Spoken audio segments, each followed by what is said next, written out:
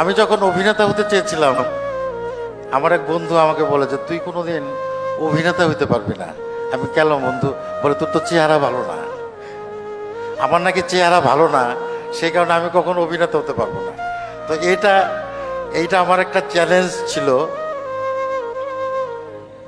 আমাকে অনেকে বলেছে যে তুমি গান করো, তুমি গান করলে ভালো করবে, কিন্তু আমি আসলে অভিনেতাই হতে চেয়েছি, আমি কখনো গায়ক হতে চাই নাই। তো আমি সেই অভিনেতা হওয়ার পথে হাঁটছি। আপনারা আশীর্বাদ করবেন যেন আমি এই পথে হেঁটে আরো দূর, বহু দূরে যেতে পারি। আমরা হয়তো অনেকেই সফল হব, সার্থক হব, কিন্তু সফল মানুষ কিন্তু অনেকভাবে হতে পারে। এখানে আসার আগে আমরা যখন চা খাচ্ছিলাম, ইব্রাহিম খালেদ স্যার অনেক গল্প করছিলেন। তো সফল কিন্তু অনেকভাবে হওয়া যায়। চুরি করে হওয়া যায়, দুর্নীতি করে হওয়া যায়, কালোবাজারি করে হওয়া যায়, নানান অসৎ কর্মকাণ্ডের ভেতর দিয়েও কিন্তু মানুষ সফল হতে পারে। কিন্তু আমরা কি সেই সফলতা চাই?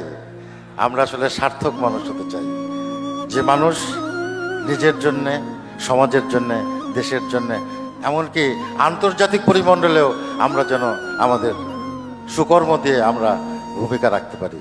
তো সেই জায়গায় আপনারা পৌঁছবেন, আমি সেই কামনা করি।